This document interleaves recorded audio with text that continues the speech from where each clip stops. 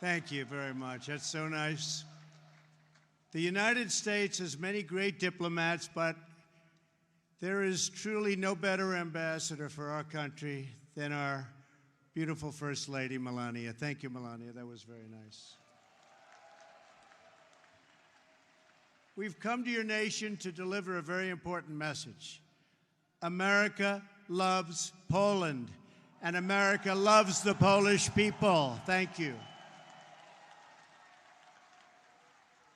The Poles have not only greatly enriched this region, but Polish Americans have also greatly enriched the United States, and I was truly proud to have their support in the 2016 election. It is a profound honor to stand in this city by this monument to the Warsaw Uprising and to address the Polish nation that so many generations have dreamed of, a Poland that is safe, strong, and free.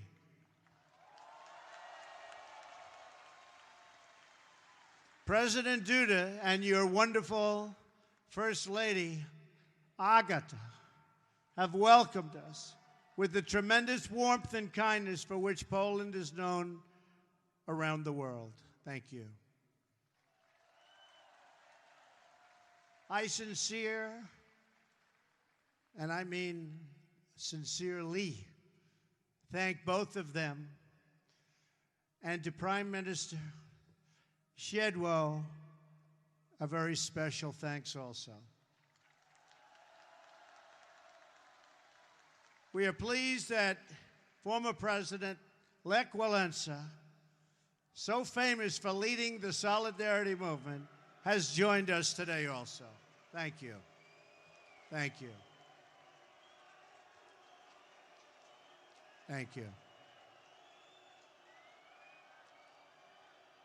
On behalf of all Americans, let me also thank the entire Polish people for the generosity you have shown in welcoming our soldiers to your country. These soldiers are not only brave defenders of freedom, but also symbols of America's commitment to your security and your place in a strong and democratic Europe.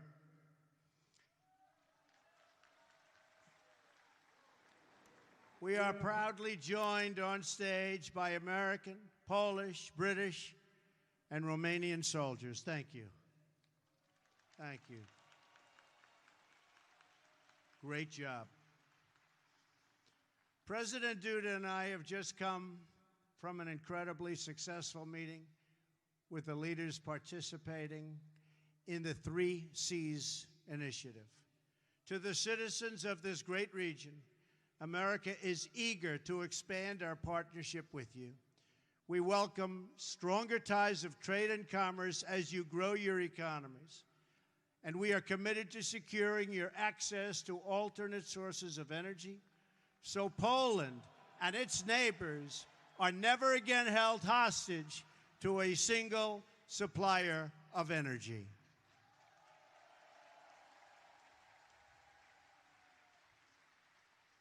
Mr. President, I congratulate you, along with the President of Croatia, on your leadership of this historic 3 Cs initiative. Thank you. This is my first visit to Central Europe as president, and I am thrilled that it could be right here at this magnificent, beautiful piece of land. It is beautiful. Poland is the geographic heart of Europe, but more importantly, in the Polish people, we see the soul of Europe. Your nation is great because your spirit is great, and your spirit is strong.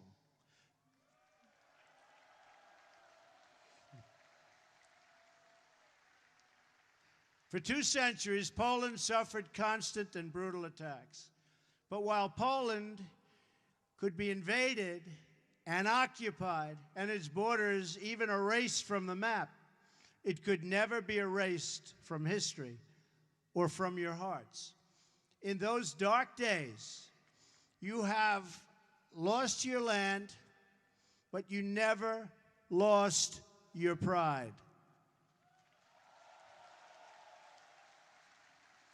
So it is with this true admiration that I can say today that from the farms and villages of your countryside to the cathedrals and squares of your great cities, Poland lives, Poland prospers, and Poland prevails.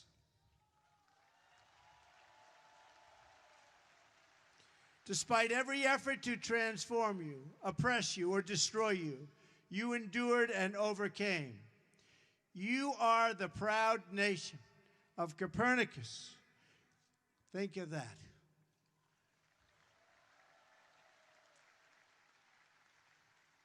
Chopin, St. John Paul II. Poland is a land of great heroes.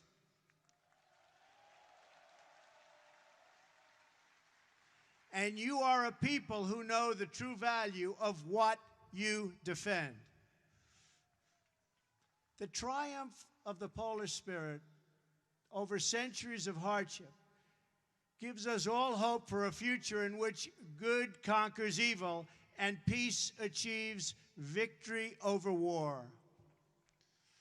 For Americans, Poland has been a symbol of hope since the beginning of our nation. Polish heroes and American patriots fought side by side in our War of Independence and in many wars that followed. Our soldiers still serve together today in Afghanistan and Iraq, combating the enemies of all civilization.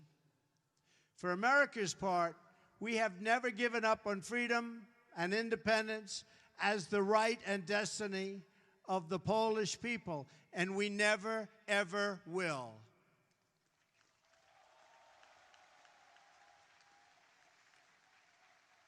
Our two countries share a special bond forged by unique histories and national characters. It's a fellowship that exists only among people who have fought and bled and died for freedom. The signs of this friendship stand in our nation's capital. Just steps from the White House, we've raised statues of men with names like Pulaski and Kosciuszko.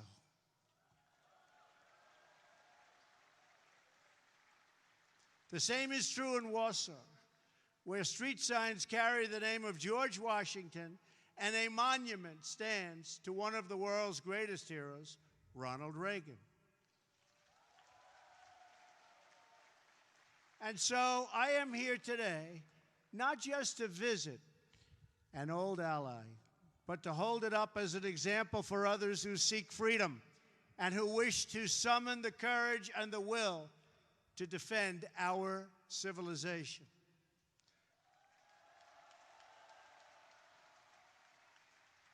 The story of Poland is the story of a people who have never lost hope, who have never been broken, and who have never, ever forgotten who they are.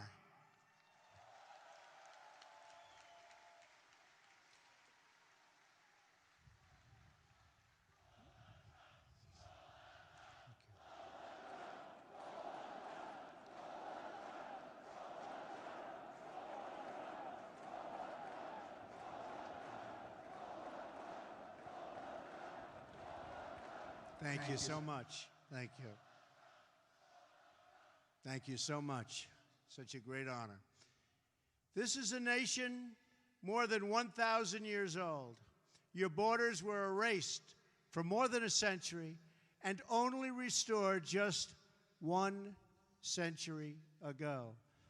In 1920, in the miracle of Vistula, Poland stopped the Soviet army bent on European conquest.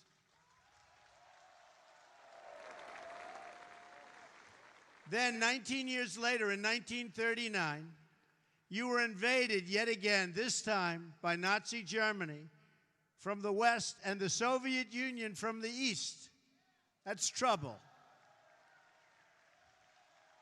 That's tough. Under a double occupation, the Polish people endured evils beyond description. The Katyn Forest Massacre, the occupations, the Holocaust, the Warsaw Ghetto, and the Warsaw Ghetto Uprising, the destruction of this beautiful capital city, and the deaths of nearly 1 in 5 Polish people. A vibrant Jewish population, the largest in Europe, was reduced to almost nothing after the Nazis systematically murdered millions of Poland's Jewish citizens, along with countless others during that brutal occupation. In the summer of 1944, the Nazi and Soviet armies were preparing for a terrible and bloody battle right here in Warsaw. Amid that hell on earth, the citizens of Poland rose up to defend their homeland. I am deeply honored to be joined on stage today by veterans and heroes of the Warsaw Uprising.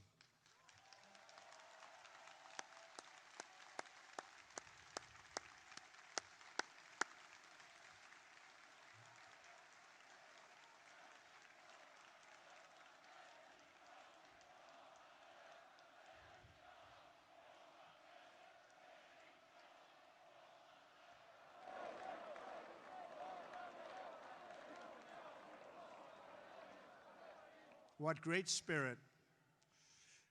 We salute your noble sacrifice, and we pledge to always remember your fight for Poland and for freedom. Thank you. Thank you. This monument reminds us that more than 150,000 Poles died during that desperate struggle to overthrow oppression. From the other side of the river, the Soviet armed forces stopped and waited.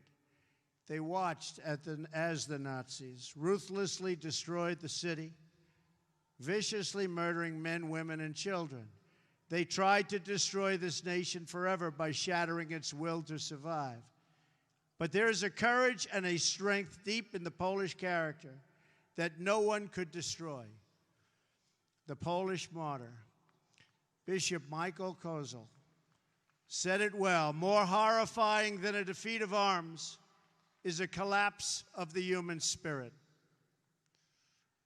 Through 4 decades of communist rule, Poland and the other captive nations of Europe endured a brutal campaign to demolish freedom, your faith, your laws, your history, your identity, indeed the very essence of your culture and your humanity. Yet through it all, you never lost that spirit.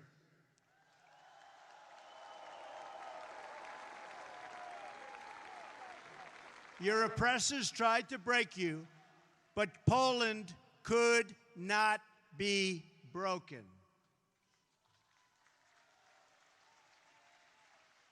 And when the day came on June 2nd, 1979, and 1 million Poles gathered around Victory Square for their very first Mass with their Polish Pope, that day every communist in Warsaw must have known that their oppressive system would soon come crashing down. They must have known it at the exact moment during Pope John Paul II's sermon, when 1 million Polish men, women, and children suddenly raised their voices in a single prayer. 1 million Polish people did not ask for wealth. They did not ask for privilege. Instead, 1 million Poles sang 3 simple words: we want God.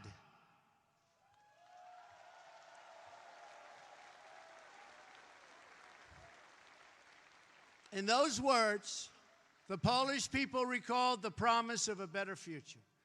They found new courage to face down their oppressors. and they found the words to declare that Poland would be Poland once again.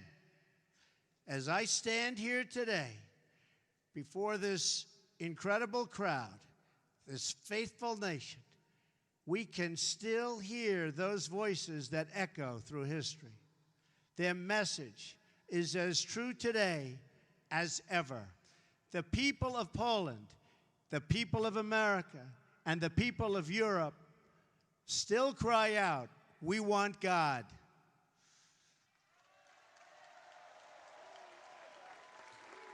Together with Pope John Paul II, the Poles reasserted their identity as a nation devoted to God.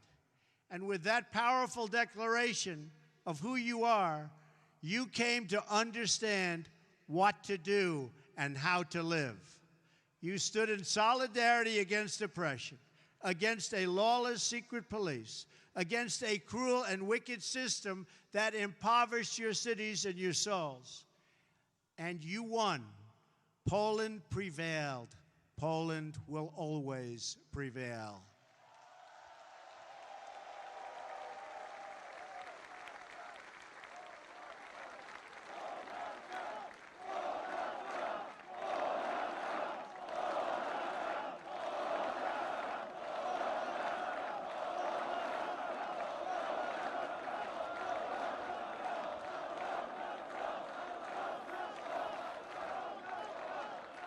Thank you. You were supported in that victory over communism by a strong alliance of free nations in the West that defied tyranny. Now among the most committed members of the NATO alliance, Poland has resumed its place as a leading nation of a Europe that is strong, whole, and free. A strong Poland is a blessing to the nations of Europe, and they know that. A strong Europe is a blessing to the West and to the world.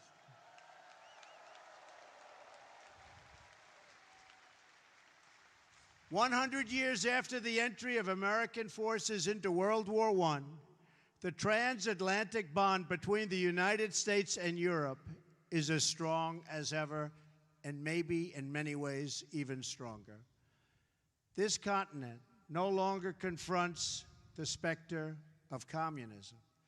But today we're in the West, and we have to say there are dire threats to our security and to our way of life. You see what's happening out there. They are threats. We will confront them. We will win. But they are threats.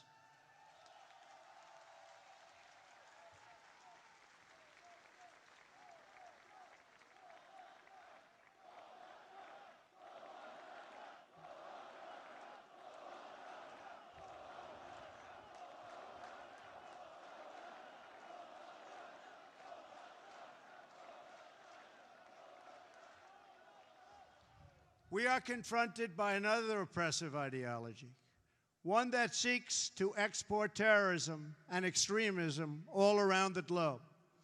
America and Europe have suffered one terror attack after another. We're going to get it to stop. During a historic gathering in Saudi Arabia, I called on the leaders of more than 50 Muslim nations to join together to drive out this menace which threatens all of humanity. We must stand united against these shared enemies to strip them of their territory and their funding and their networks and any form of ideological support that they may have. While we will always welcome new citizens who share our values and love our people, our borders will always be closed to terrorism and extremism of any kind.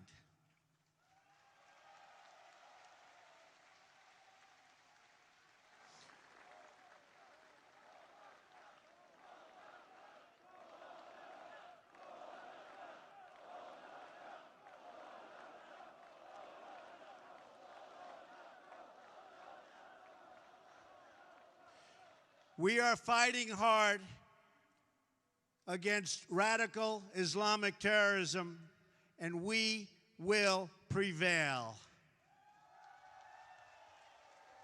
We cannot accept those who reject our values and who use hatred to justify violence against the innocent. Today, the West is also confronted by the powers that seek to test our will, undermine our confidence, and challenge our interests. To meet new forms of aggression, including propaganda, financial crimes, and cyber warfare, we must adapt our alliance to compete effectively in new ways and on all new battlefields.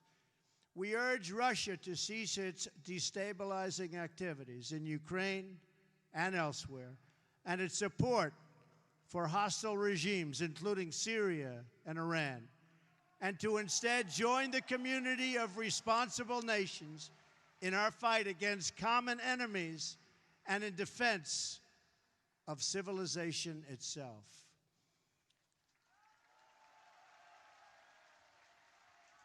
Finally, on both sides of the Atlantic, our citizens are confronted by yet another danger, one firmly within our control.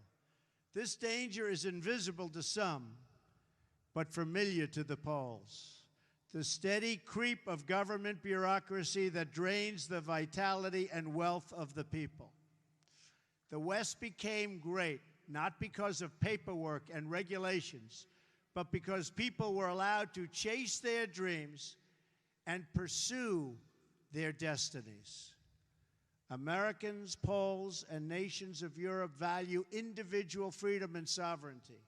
We must work together to confront forces, whether they come from inside or out, from the South or the East, that threaten over time to undermine these values and to erase the bonds of culture, faith, and tradition that make us who we are.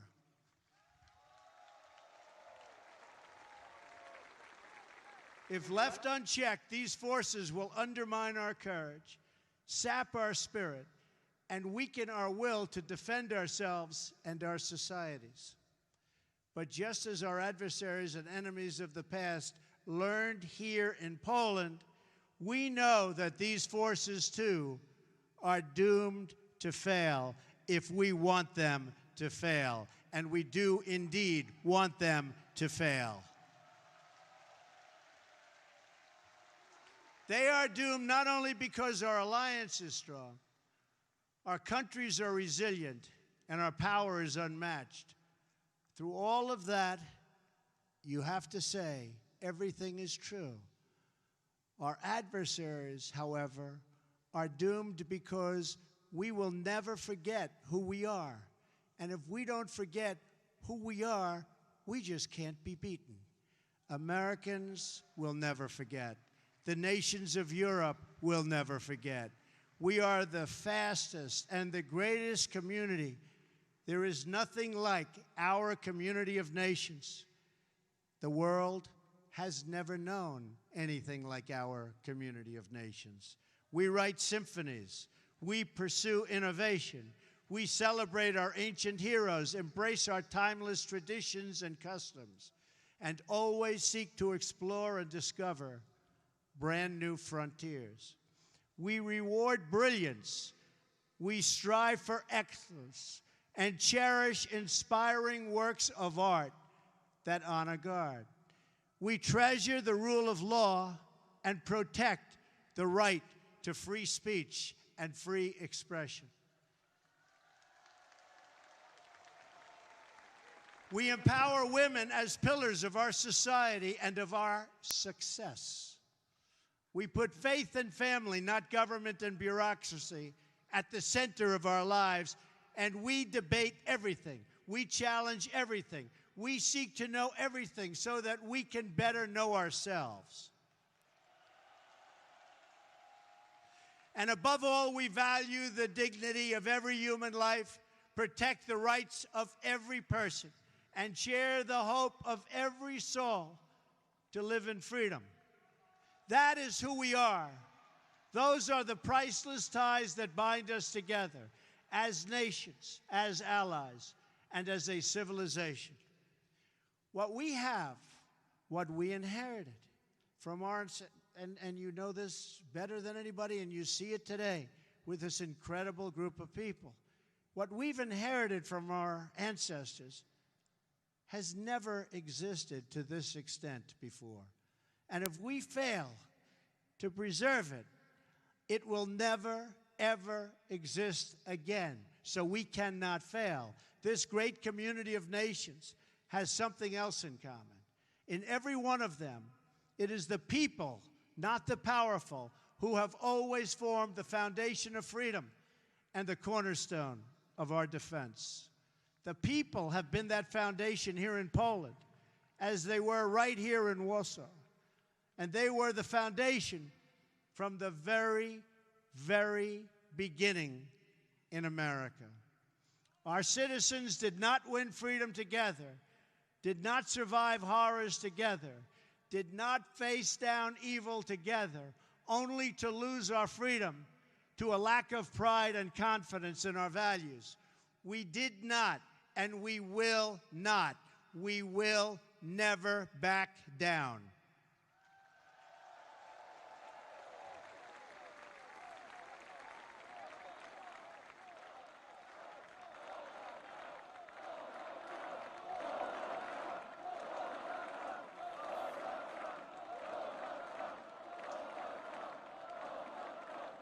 As long as we know our history, we will know how to build our future.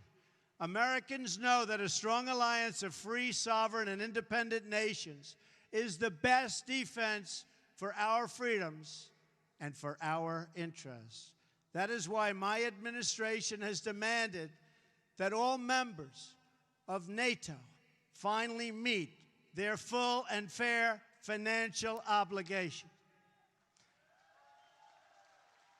As a result of this insistence, billions of dollars more have begun to pour into NATO. In fact, people are shocked, but billions and billions of dollars more coming in from countries that, in my opinion, would not have been paying so quickly. To those who would criticize our tough stance, I would point out that the United States has demonstrated, not merely with words, but with its actions, that we stand firmly behind Article 5, the mutual defense commitment. Words are easy, but actions are what matters. And for its own protection, and you know this, everybody knows this, everybody has to know this, Europe must do more. Europe must demonstrate that it believes in its future by investing its money to secure that future. That is why we applaud Poland for its decision to move forward this week on acquiring from the United States the battle-tested Patriot air and missile defense system, the best anywhere in the world. That is also why we salute the Polish people for being one of the NATO countries that has actually achieved the benchmark for investment in our common defense. Thank you, Poland. I must tell you, the example you set is truly magnificent, and we applaud Poland. Thank you. We have to remember that our defense is not just a commitment of money, it is a commitment of will. Because as the Polish experience reminds us, the defense of the West ultimately rests not only on means, but also on the will of its people to prevail and be successful and get what you have to have. The fundamental question of our time is whether the West has the will to survive. Do we have the confidence in our values to defend them at any cost? Do we have enough respect for our citizens to protect our borders? Do we have the desire and the courage to preserve our civilization in the face of those who would subvert and destroy it? We can have the largest economies and the most lethal weapons anywhere on earth. But if we do not have strong families and strong values, then we will be weak, and we will not survive. If anyone forgets the critical importance of these things, let them come to one country that never has. Let them come to Poland.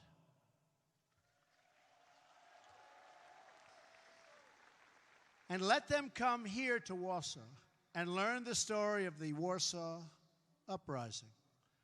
When they do, they should learn about Jerusalem Avenue. In August of 1944, Jerusalem Avenue was one of the main roads running east and west through the city, just as it is today. Control of that road was crucially important to both sides in the battle for Warsaw. The German military wanted it as their most direct route to move troops and to form a very strong front. And for the Polish Home Army, the ability to pass north and south across that street was critical to keep the center of the city and the uprising itself from being split apart and destroyed. Every night, the Poles put up sandbags amid machine gun fire, and it was horrendous fire, to protect a narrow passage across Jerusalem Avenue. Every day, the enemy forces knocked them down again and again and again. Then the Poles dug a trench. Finally, they built a barricade. And the brave Polish fighters began to flow across Jerusalem Avenue. That narrow passageway, just a few feet wide, was the fragile link that kept the uprising alive. Between its walls, a constant stream of citizens and freedom fighters made their perilous sprints. They ran across that street. They ran through that street. They ran under that street, all to defend the city. The far side was several yards away, recalled one young Polish woman named Greta. That mortality and that life was so important to her. In fact, she said, the mortally dangerous sector of the street was soaked in blood.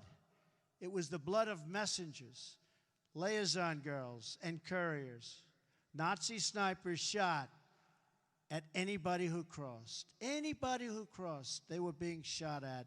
Their soldiers burned every building on the street, and they used the Poles as human shields for their tanks in their effort to capture Jerusalem Avenue. The enemy never ceased its relentless assault on that small outpost of civilization. And the Poles never ceased its defense. The Jerusalem Avenue passage required constant protection, repair, and reinforcement. But the will of its defenders did not waver, even in the face of death. And to the last days of the uprising, the fragile crossing never, ever failed. It was never, ever forgotten. It was kept open by the Polish people. The memories of those who perished in the Warsaw Uprising cry out across the decades, and few are clearer than the memories of those who died to build and defend the Jerusalem Avenue crossing. Those heroes remind us that the West was saved with the blood of patriots, that each generation must rise up and play their part in its defense.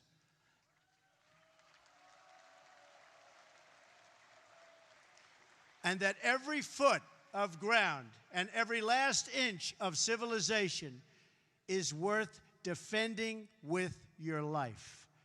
Our own fight for the West does not begin on the battlefield. It begins with our minds, our wills, and our souls. Today, the ties that unite our civilization are no less vital and demand no less defense than that bare shred of land on which the hope of Poland once totally rested. Our freedom, our civilization, and our survival depend on these bonds of history, culture, and memory. And today as ever, Poland is in our heart, and its people are in that fight.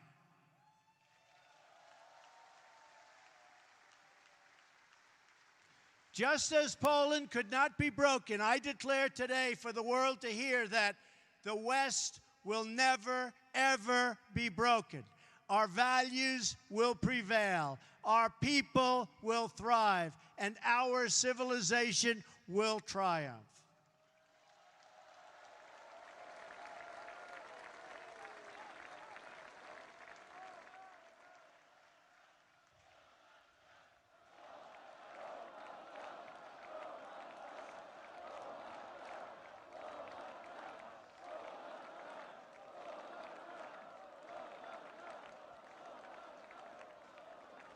Thank you. So together, let us all fight like the Poles for family, for freedom, for country, and for God.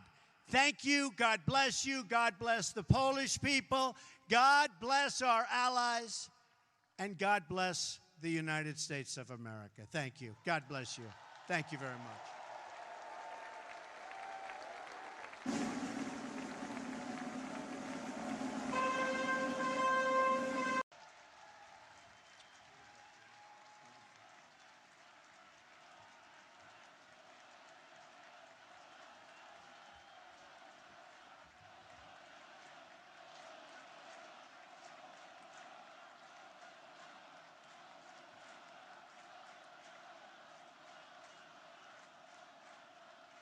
Thank you very much. That's so nice. The United States has many great diplomats, but there is truly no better ambassador for our country than our beautiful First Lady, Melania. Thank you, Melania. That was very nice. We've come to your nation to deliver a very important message. America loves Poland, and America loves the Polish people. Thank you. The Poles have not only greatly enriched this region, but Polish Americans have also greatly enriched the United States, and I was truly proud to have their support in the 2016 election.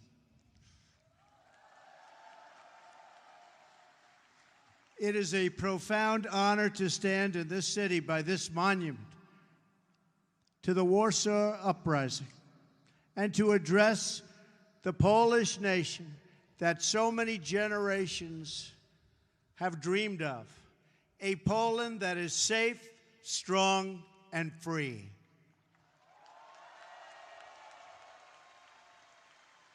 President Duda and your wonderful First Lady, Agata, have welcomed us with the tremendous warmth and kindness for which Poland is known around the world.